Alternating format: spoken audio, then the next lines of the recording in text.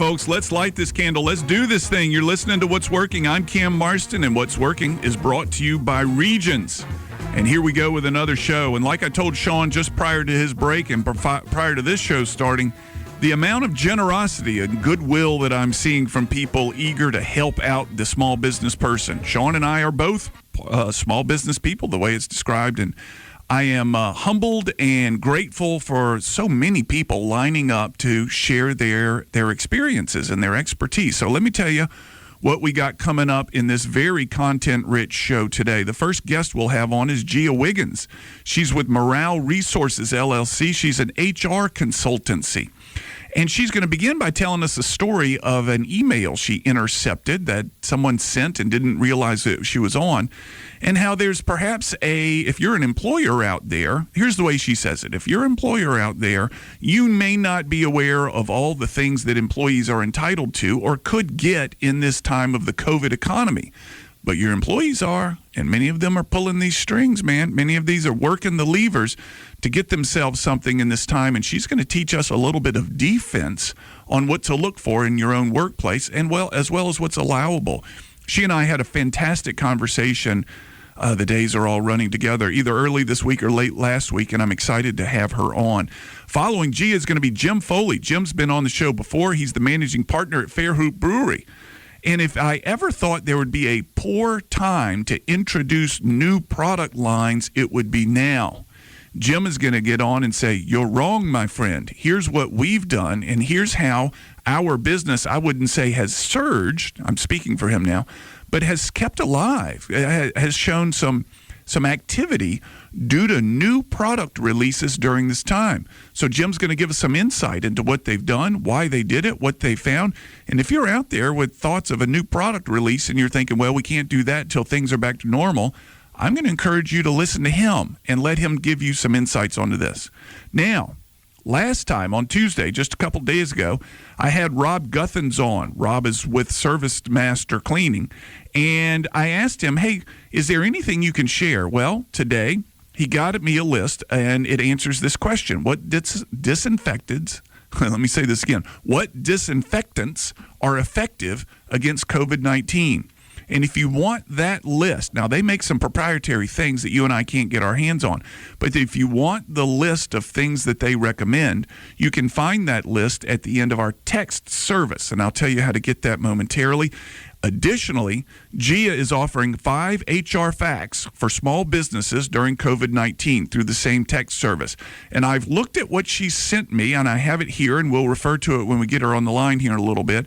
And it's really good. It's really good. She has done more prep work than any of the other folks in creating a valuable document for listeners through this 5 HR facts for small businesses during COVID-19. You're going to want a copy of this. And here's how to get it. Text What's Working, one word, no apostrophes, to 44222. We set it up already, so you're going to get both these things. What's Working to 44222. You're going to get Rob Guthans' list, and you're going to get Gia's list, as well as a couple other things that we've got loaded on there. You can find this show as a podcast later this afternoon, where all this content will be available at what'sworkingcam.com. And don't forget, around 1:52-ish, towards the end of the show, I summarize what I hear are the most important points, the things that you and I need to take away. So if you got to go somewhere, you got to run in the store, whatever it may be, do your best to be back by the speaker at 1:52, and we'll summarize the show for you so you can get some ideas of the best topics and things. And finally today, here's something I'm really excited about. We end the show, as you know, on an inspirational, motivational note. I've got Ann Schilling coming on. Who's Ann Schilling? Well, you live in a cave if you don't know who Ann Schilling is. Ann Schilling is the winningest most volleyball coach in the area and in the state. She's in the State Coaching Hall of Fame. She's got some messages for motivation and inspiration for us, not due to her coaching prowess, but due to overcoming some extraordinary illnesses, and she's killing it these days. She's doing great. We're going to let her lead us on at the end of this hour. We'll be back after this break. You're listening to What's Working.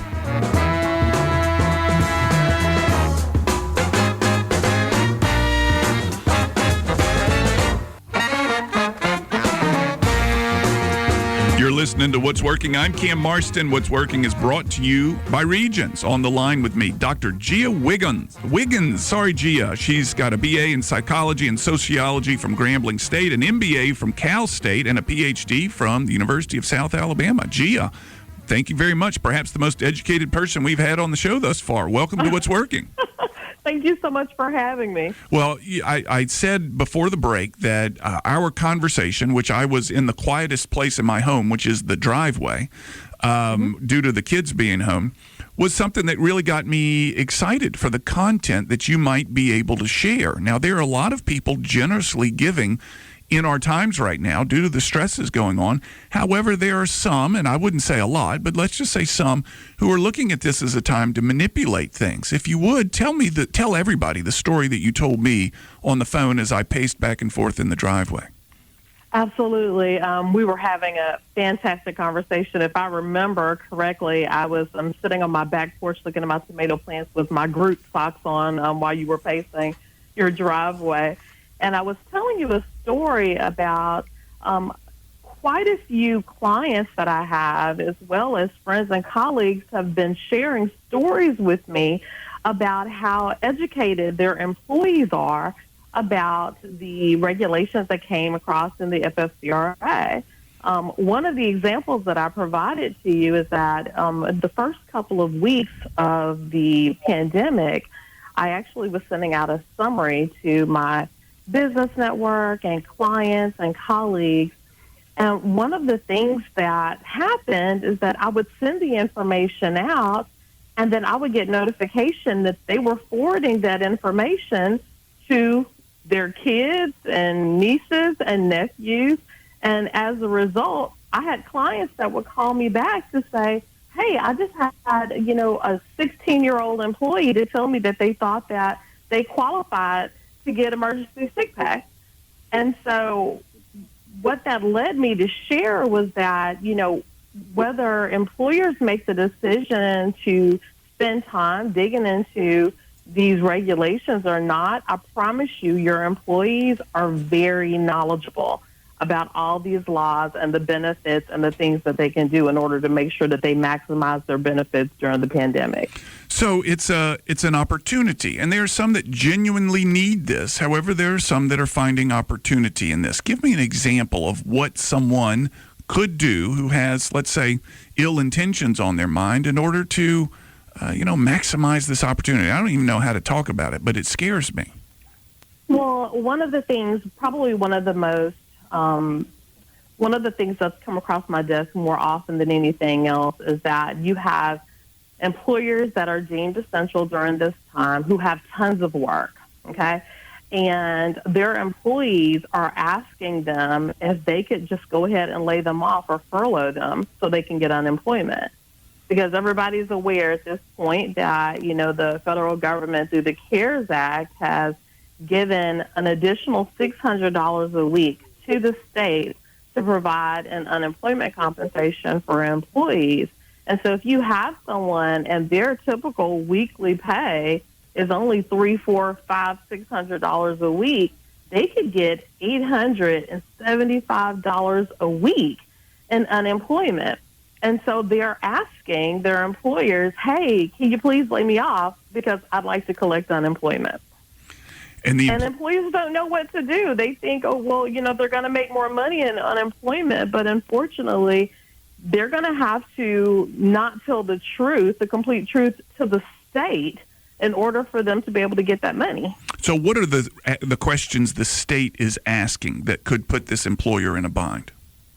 Well, one of the things that happens, so when let's say, for example, if an individual files for unemployment, because there's two ways to file for unemployment during the pandemic. If an employer is going to lay their team off, they don't have the work, they've been shut down, then they can do what's called an employer's partial claim, where they can file for unemployment on behalf of the employee. The state is really excited about that because they know that the employer is not going to contest unemployment in that particular situation. However, if the employee files for unemployment, then they are, one, stating that they have a reduction of hours or they have a lack of work because of COVID. And then when the employee goes through the list of questions, they have to basically certify and attest under penalty of perjury that they are out of work due to no cause of their own. So when the employer in the state of Alabama gets the Ben 241 form, they're basically verifying that, no, I have no work for this employee. And so if there is work that's available, the employer needs to put on that form, the employee has asked to be laid off, but work is available. That's what they need to do in order to be able to be honest with the state, because if not, the employer is basically telling an untruth or a half-truth to the state in order to help that person to maximize their benefits. Now, they could possibly get benefits if they've had a reduction in hours, but if the work is available and the employee specifically asked to be laid off because they want to get the unemployment benefit, then that is the employer is being untruthful with the state when they certify it with that Ben 241. What is the penalty? What is the state sniffing around to determine whether this is legitimate or not? So right now, there's not a lot of auditing that's going on, but I assure you, as with all those types of situations, once the pandemic is over, there will be some auditing that will take place, and I'm absolutely positive that there will be some hefty penalties for employers, including the employer or the employee having to pay back the money that they received under false pretenses. If you're just joining us, I'm on with Dr. Gia Wiggins. She is the owner of Morale Resources. It's an HR consulting, and if you want to get involved, the number is 343-0106. Gia, you provided me with a document which is available to all listeners through our text service, Morale Resources LLC, 5 HR Facts for Small Businesses During COVID-19. It's really a gem of content. I want to compliment you on what you've put together here, but I want to emphasize what you have listed as number 2, and I'm going to read it and ask you to give us a summary here. Under the Families First Coronavirus Response Act, which is the FFCRA, you can ask for documentation to qualify for the emergency sick leave pay and extend the FMLA benefits. Now, you told me earlier that there were documents that the employer can ask of their employee about some of the things that will verify their claims. Could you expand on that a little bit? Absolutely. So when an employee says that for any of them, I have listed on the document, and you can also go into the Department of Labor website, and it specifically lists the 6 conditions in which someone is eligible for the FFCRA emergency sick leave pay. Under those conditions, let's say, for example, someone is sick, okay? They have coronavirus-related symptoms, or they are being asked by their doctor because they have a compromised immune system that they need to stay at home and they need to quarantine at home. The employer can ask that person to provide them with documentation to that effect. I need a note from your doctor, or I need a note from an urgent care doctor or an emergency room doctor that states that you cannot work as a result. If the person does not have that documentation the day that they tell you that they want that sick pay leave, you don't have to pay it out like that very second. You can give them a week to say, okay, I'd like you to go ahead and provide me some type of documentation, and I'll be more than happy to pay you up to the 80 hours under the FFCRA's emergency sick pay provision. Additionally, one of the provisions in this act is if the school or if a child care facility is closed. Well, as we know, all of the schools are closed. And we also know that the only daycare centers really that are open right now are those that are taking care of first responders' children. So if an employee states that they would like to receive that emergency sick pay leave because their child is not in school or they can't go to daycare, you can get that employee to write a statement and sign it stating that there is no one else available to take care of that child. And And so, there's sorry? something similar for caring for people that have the COVID symptoms. Is that correct? Absolutely. And so if you're caring for someone that has the COVID symptoms, again, you can ask for documentation from that person's doctor and stating that you are the primary caregiver for that person. And so you can ask for documentation, and it's not to make it harder. It's just to make sure that you are able to weed out some of those claims that may not absolutely be truthful, because there is up to 80 hours pay that's available for the majority of those provisions. And for specifically the child care one, it is up to 12 weeks of pay for those employees because their children are not in school or in daycare. It's the burden on the employer to provide this documentation to the state to provide this type of thing. At what point does the employer pass that burden on to employees? It would seem to me that's their the employer's number one reaction is, there's stuff available for you, these many things that you've listed, but I need this content and I need to know that it's watertight. Am I thinking about this correctly? So right now, the governance around it is a little bit loose, because you don't want to make it so difficult that someone who actually needs the benefit can't get it. Okay, so you want to make sure that the people who need to get the benefit are able to get it. However, we know that there will be some frivolous claims. It is perfectly fine to put the burden on the employee to say, look, I just need documentation to this effect. If you want the 80 hours of emergency sick pay, I need you to fill out a form. I always recommend, hey, whatever form you're currently using for vacation or sick time, have them fill that out and specifically put on their, emergency sick pay or COVID-19. But you can ask them, hey, give me more information. You say that you have symptoms.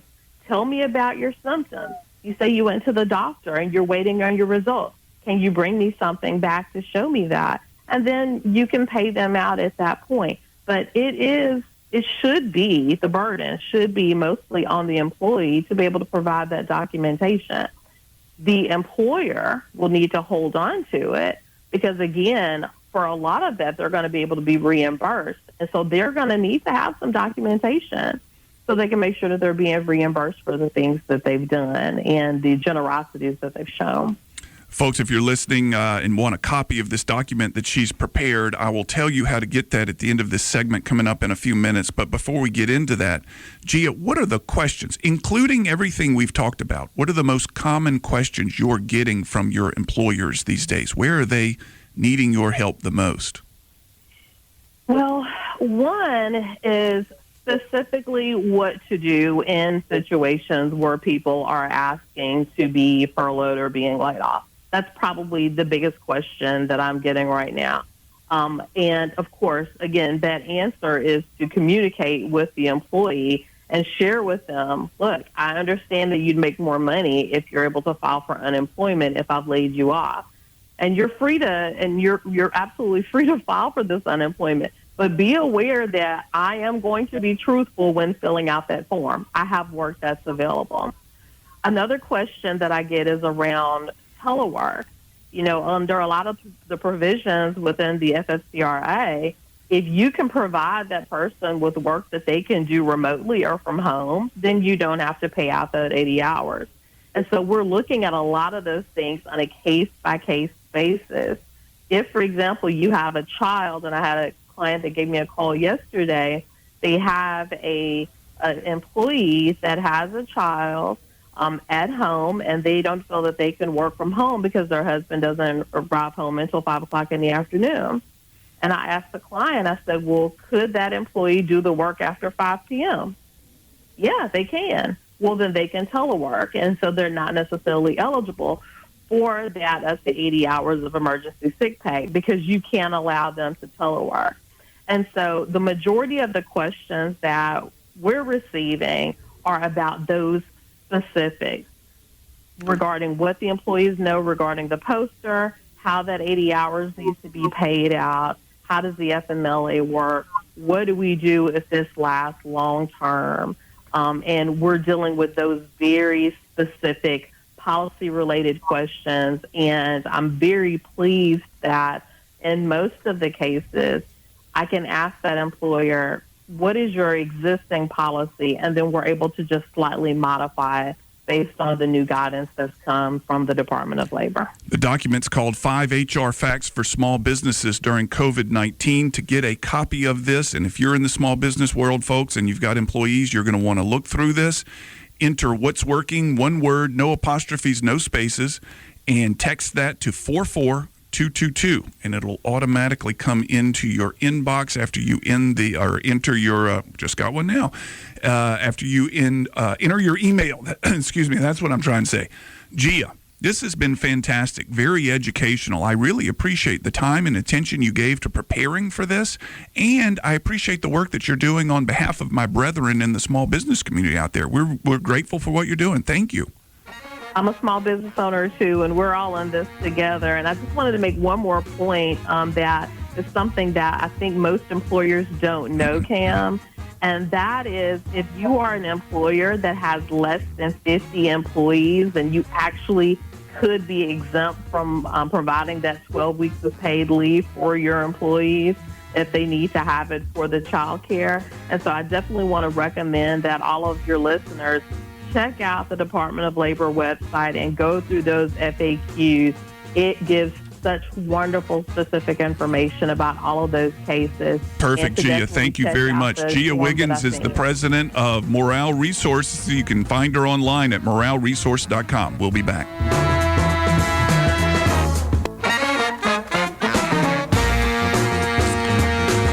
This is What's Working. I'm Cam Marston. What's Working is brought to you by Regions. On the line, Jim Foley. Jim is the managing partner at Fairhope Brewery. And when I sent out an email to folks that I know saying, is anybody kind of surprised about some part of their business that has responded differently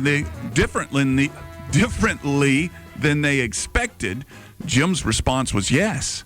And they're introducing new product, and it's being received quite well. Jim, thanks for your time. Welcome back to What's Working. Thanks so much. Thanks so much for having me, Cam. I'm glad to hear you. I'm glad to know that you're out there. Everybody seems to like it. It builds confidence and faith in the system to know that the breweries are still working. And I'm glad to hear you're out there creating that stuff for us. Yeah, well, we're doing our best. Tell me about the new product introductions. Tell me what you've done, how it worked, what has surprised you. Give me the story. So we sort of stumbled into a lot of this. We just happened to have a number of beers that were almost ready right when this whole thing hit. We were planning on releasing some of them in early April, one of them in late March, and it really we hit a home run with a few of them. With our Rescue Dog Red, which we usually have a big event for with a pet adoption, that one came out on March 27th, and in one day we sold like 150 16-ounce cans of it. So that was in the works already. The ones that came out after that, this whole Tiger King has been such a wonderful phenomenon, and we took advantage of that as best we could. We made a beer called Joe Hopzotic. That one was a session IPA that we were actually planning on releasing at another fundraiser in mid-April, but that obviously canceled, so we just rebranded it and slapped a different sticker on it. Joe Hopzotic, we sold like 300 cans of that one, and we're sold out now. Big Cat Radler, the other one, that's just a beer that we had on hand. We added some grapefruit juice to make a Radler. Add some more carbonation to it, and again, that one sold out in no time. We thought we would have it available through that weekend, and it sold out in 2 hours on Friday. Jim, why are people receptive to these new products now? What's going on? The fun thing about operating a brewery is people want to like us, they want to support us. And I think that's what it is. We've tried to sort of let everybody out there know, we need your help. We're not going to beg for it. We're going to try to get you a good value and a great product. But we really do need your help, and it's working. The local support has been just astounding, and we're selling probably 3 or 4 times as much as I thought we would going into this whole thing. 3 or 4 times more than what you thought you would. Now, I know you've got a a tap room in there. The tap room isn't open. This is all to-go stuff. This is all cans or growlers or something like that. That is correct. So, look, we're still at half of what we would be selling if the tap room were open for on-premise sales. But we're still, I was expecting to do, $100 or $150 a day, and we're, $300 is a bad day for us right now, just in six-packs and cans to go. I'm happy to hear it, but is there a theme here that other businesses that are listening in could say, you know what, we've got some new ideas on the shelf, and we had thought that now is not the time. Wait, imagine you're listening to a group of small business owners saying, rethink this. It's not as good as normal business, but it's not as bad as it could be if you've got new products in the backlog. Yeah, and I'll tell you what, something else that we've done is we've had a couple T-shirt designs that have gone over really, really well. And what that's doing is it's driving people to our place. So they'll come to buy a T-shirt. While they're there, they'll buy a six-pack. They'll buy it from us instead of going to the grocery store. And I think for a retailer, if you can find a way to get people, any reason for people to go to your place, that's step number one. So you're giving out, you're showing the T-shirt, and you're saying, folks, during the time of the COVID economy, there is no better time than right now to get a T-shirt. And they're coming up and they're saying, well, as long as I'm here to get a T-shirt, I may as well get a six-pack. Is that the root of it? Yeah, basically. The one that has just done so well for us is my partner Brian came up with the slogan, "Beer for my nurses."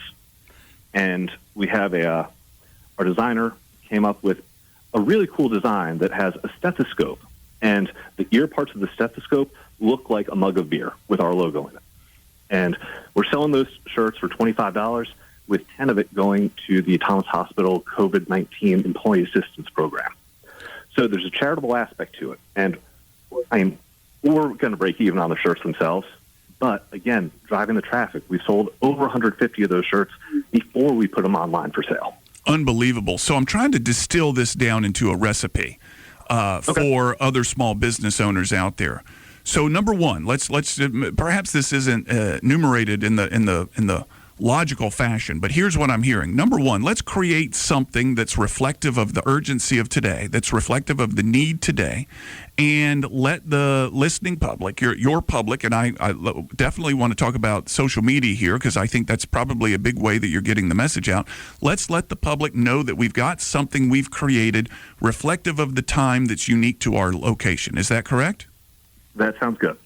Number two, let's make sure the public knows through the social media as well as what else? How are you getting the word out that you've got these 3 new beers, that you used to have these 3 new beers? It sounds like they're all gone. That you've got new T-shirts. How are you letting people know?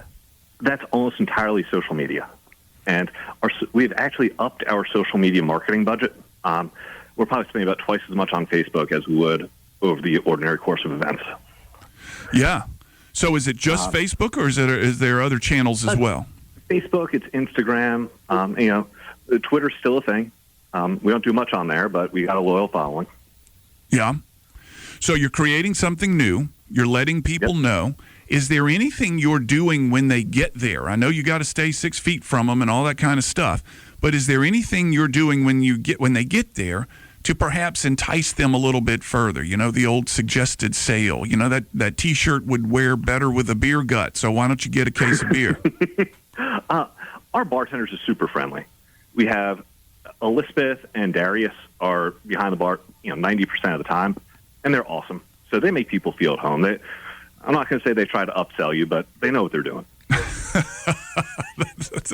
That's very good. It's hard to find people that know how to upsell without making it feel like an upsell. What else is on the agenda? Knowing that you've had 3 new beers introduced and they're gone now or sold very well, what's next? That was just the first 3, Cam. We had 4 more come out between, the Good Friday and I guess Tuesday of this week.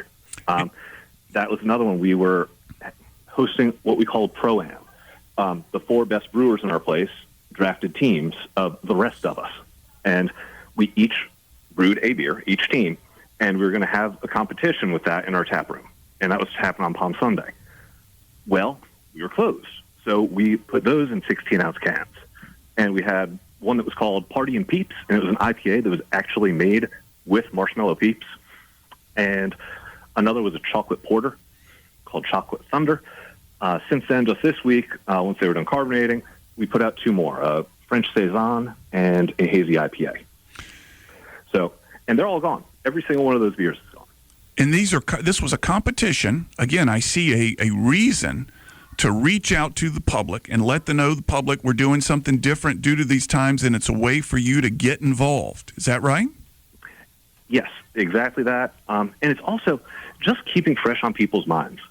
That is a big part of it. We're, like I said, our social media budget's gone up. We just want people to think, oh, okay, Fairhope Brewing Company. They're good people. They make a good product. Let's support them. Where have you taken budget away and to put into social media? I'm curious of where you're allocating from and to right now.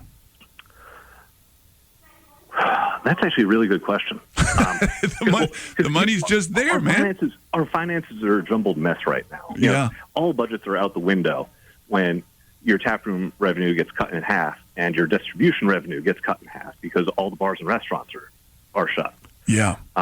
We were lucky enough to get our PPP application in the first day it was available, and we closed on that loan this week. Good. So that's helped a lot. I signed my documents this morning, very early, before 7 a.m., clicking, automated signature. My bank made it very easy for me. Eager to see what happens. Certainly eager to see the funds come through, but I'm just as much anything as curious of how this happens. So I'm watching the process from this point, knowing that the documentation is done. If you're just joining us, Jim Foley's the managing partner at Fairhope Brewing.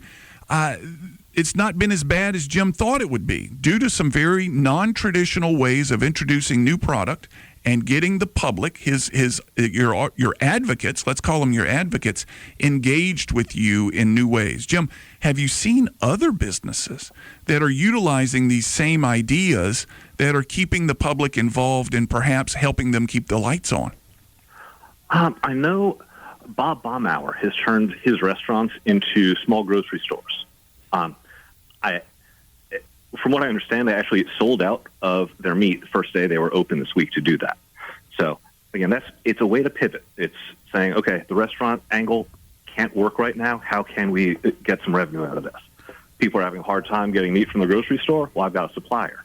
So again, just a way to pivot around and make the best of a situation.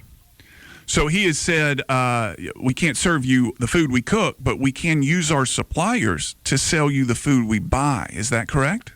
That's where I understand it. Yeah. Well, that sounds like a good idea. One of the things that I saw recently on Instagram, and again, I'm an Instagram neophyte and have become aware of the power of this thing, is Bear Walker over in your neck of the woods is offering or giving away some of his skateboards to his advocates by promoting them on Instagram, staying fresh in front of people. You can't get out as much as you could, but we sure are going to make sure you remember these skateboards. It was really clever. I thought it's a similar story kind of to what it is that you're doing. Yeah, that's brilliant. So the voting that's going on the beers that you've got going, you've got 4 different beers that you've created. How's it going? We eliminated the competition aspect of it. Oh, did you? It was supposed to be a competition, but we didn't have all 4 available at the same time. We really wanted to get those Easter-themed beers, the chocolate one and the Peeps one, out before Easter. Yeah. And then, we limited everybody to just 2 cans of each of those, and then we released the other 2 4 days later. So we did away with the competition aspect, and therefore I assume I won. I would agree. I agree. You absolutely won. When the competition was eliminated, you won because it was your idea. That's what I say. Something like that. Yeah.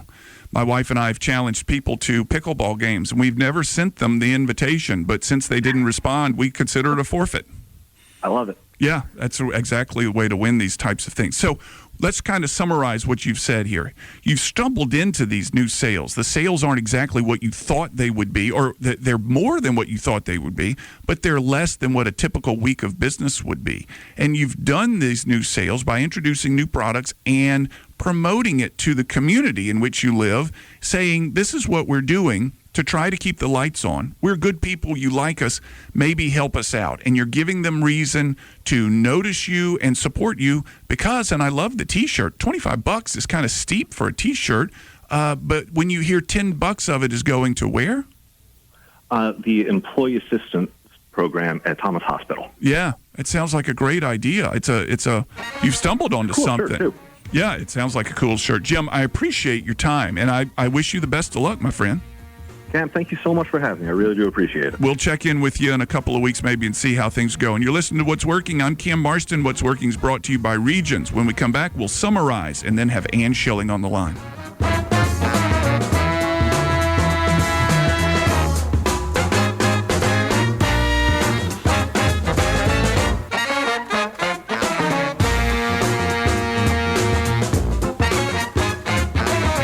We're back. You're listening to What's Working. I'm Cam Marston. What's Working is brought to you by Regions. And what kind of brother would I be if I didn't wish one of my favorite two younger brothers happy birthday? Happy birthday, Lloyd. Big day. I'll never... day after tax day. I wonder what my parents thought about that. Interesting. Well, let's summarize, and then I'll get Ann Schilling on the line. We could spend the rest of... I guess maybe the day, if not the week, talking about Ann's bio here, and she's limited it to a page. I've limited it to a page, but we'll get her on the line in a minute. Here's the highlights from what I heard from Gia Wiggins earlier. The rules, there's specific rules for small businesses. Those with under 50 employees are not beholden to the same rules. And frankly, folks, that's most business out there. That's the lion's share of business out there, less than 50 employees. The texts have been coming in requesting her document, and I'm glad for it because it's a well-prepared document. I'll give you that text number again before the show ends. Second, employees can be required to provide documentation. It is up to them to provide documentation for some of the claims that they made, and employers need to be confident in asking them to provide that. And as Gia said, in the end, after all this is over, the state is going to audit. They may not audit everyone, but they are going to audit. Jim Foley said they stumbled into new sales. He's with Fairhope Brewing. Stumbled into new sales. They tied it to some of the pop culture elements in our society right now, Tiger King being the one he mentioned. One of the things that I like the most is that they clearly articulated to their advocates, we need your help right now. And in so doing, here's what we're going to do in exchange for that help. You may not need our beer or a new T-shirt right now, but we need your help, and we're going to try to goad you into coming in here and buying something that we offer. They're using social media to promote this. They're introducing new products. They're staying in front of their customers. Facebook, he said, was the one that they're using the most, and Instagram on there. Folks, lots of good ideas today to help small businesses like you and me. Now, let's go into Ann Schilling and what I've been looking forward to. And let's see, I'll just pick some of the top things here. 23 state volleyball championships at Bayside, 16, maybe it's 17 in a row now. State Coaching Hall of Fame, an extraordinary career coaching and not even done. Ann, thank you so much for your willingness to do this. I know this is outside of your wheelhouse, and welcome to What's Working.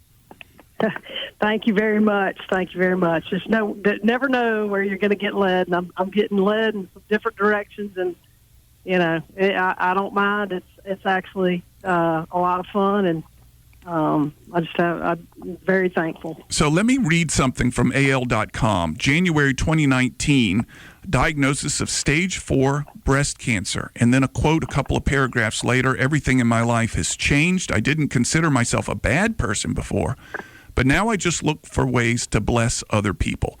I'm still passionate and hate to lose, but I talk to my kids all the time about how to make the world a better place. And in this time of uncertainty and upheaval, with more news coming every day that would normally be a headline news piece now is buried in the news, help us make sense of all this. Give us your thoughts.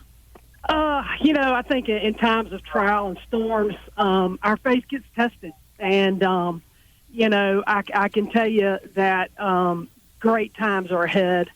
I think that you have to look when things like this happen, these pandemic, and, we feel, sorry for all the small businesses, local, and all these people that are losing their jobs and things like that. But there are better things on the other side. And, I think if we live in a life of gratitude, and I think a lot of us are seeing all the blessings we had, and they've all kind of gotten taken away, but, not all of them, because I think a lot of people are spending a lot of time together as a family again, and, a lot of the older values are coming back, and I think there's going to be a lot more good to come out of this pandemic. Our faith, you have to persevere. And, I just look up and I look for God to work through all these people, the administrators of our country, and, all of them, because they're going to he's going to be the one that's going to work through them to help this country get back in order. Not man alone. We're very weak, but he makes us strong. He makes us smart. He created us. So he gets all the glory. I just want to challenge everybody just to his plan's always better than ours. And I can honestly say that. And sometimes it doesn't look very good, but there's going to be a great side to all this. There's no doubt in my mind. And I think we're going to come back way stronger, way better. And just some things are going to happen in some people's lives that are just going to be incredible. And I can't wait to see, what's happening. There's already a lot of great things happening right now. We're just unfortunately not hearing a lot of those, but I think a lot of those are going to come out in the end. And I'm just looking forward to, the other side of this. And tell me how, and I agree with you, by the way. I think there are a lot of great things happening out there. I hear them. I'm searching for them, but I hear them. Yes. And the generosity of people to help me out in what I'm doing with this show is proof that people that normally would charge for their expertise are now offering it for free to help everyone else out. But I'm curious how your breast cancer challenge has positioned you for this time today.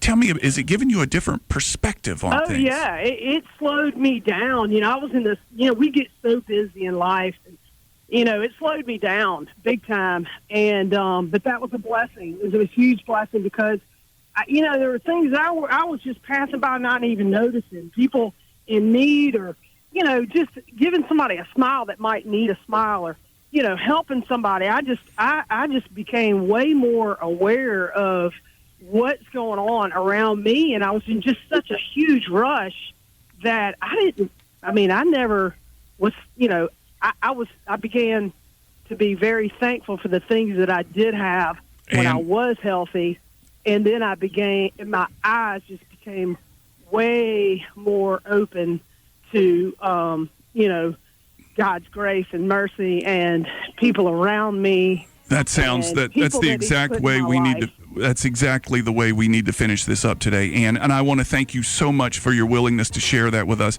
I agree with everything you say, and it's fun. It's wonderful to hear your point of view. Folks, you're listening to What's Working. I'm Cam Marston, brought to you by Regents. If you want a copy of the document that I've mentioned, enter What's Working to 44222. It'll come into your inbox once you follow those instructions. We'll have another show for you next Tuesday.